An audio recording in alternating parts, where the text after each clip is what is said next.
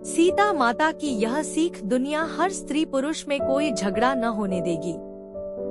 जब भरत चित्रकूट से वापस अयोध्या लौट गए तो राम ने लक्ष्मण से कहा, हे सौमित्र, माताएं वापस चली गई, इसलिए मेरा हृदय उदास तथा उद्विग्न हो गया है। इस स्थान के साथ उन सब की स्मृति जुड़ गई है। मुझे बारंबार उनकी स्मृति सताने लगी है। अतः मेरा विचार है कि अब हम इस स्थान का परित्याग कर दें और अन्यत्र कहीं जाकर निवास करें। इस प्रकार सीता और लक्ष्मण से अपने विचार का समर्थन प्राप्त करके उन्होंने चित्रकूट का परित्याग कर दिया और वहां से चल पड़े। चलते चलते वे महर्षि अत्रि के आश्रम में जा पहुँचे। उन्होंने परम तपस्वी वृद्ध महर्षि को प्रणाम किया तथा अपना परिचय दिया। महर्षि अत्रि ने उनका स्नेहपूर्वक स्वागत किया।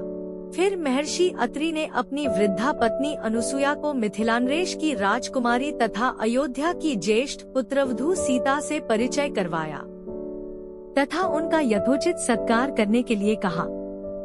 इस पर राम ने भी सीता से कहा, सीते, माता के समान स्नेहमयी अनुसुया देवी के चरण स्पर्श करो।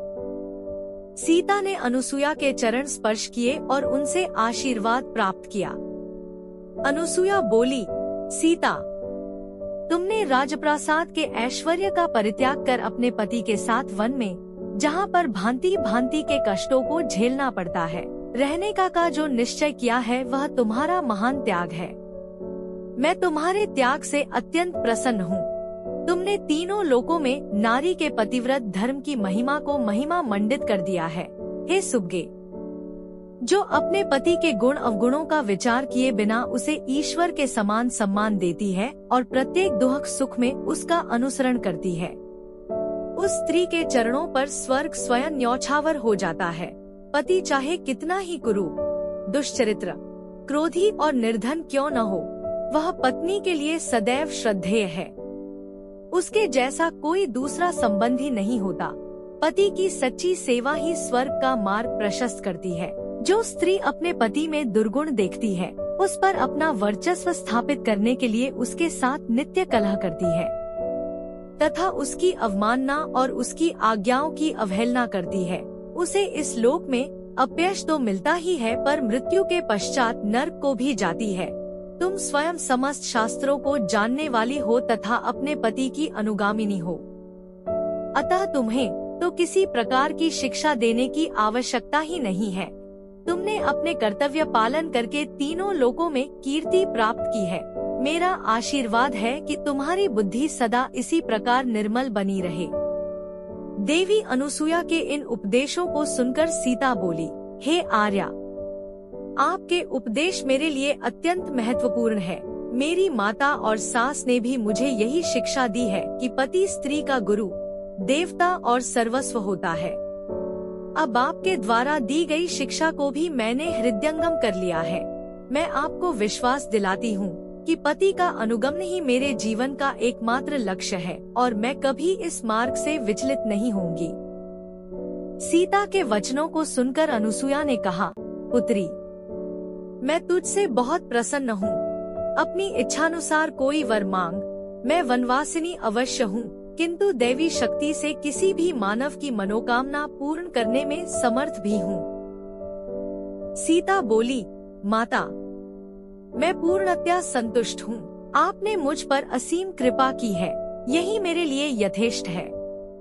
इस पर प्रसन्न होकर अनुसुया ने कहा, हे जानकी, तुम सदा सौभाग्यवती रहो। यद्यपि तुमने कुछ भी नहीं मांगा है, तथापि मैं तुम्हें यह दिव्य माला देती हूँ। इस माला के फूल कभी नहीं कुम्हलाएंगे। ये दिव्य वस्त्र भी स्वीकार करो, ये न कभी मैले होंगे और न फटेंगे। यह सुगंधित अंगराग भी मैं तुम्हें देती हूँ, जो कभी फीका नहीं पड़ेगा।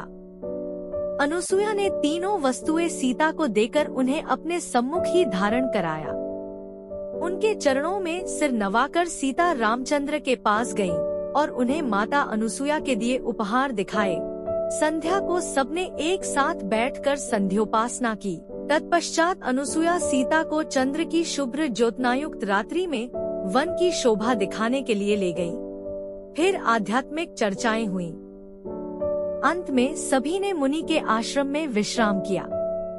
प्रातःकाल जब राम ने अत्रि ऋषि से विदा लिया तो वे बोले, हे रघुनंदन, इन वनों में मनुष्यों को अनेक प्रकार के कष्ट देने वाले भयंकर राक्षस निवास करते हैं, जिनके कारण अनेक तपस्वियों को असमय ही कालवित हो जाना पड़ा है।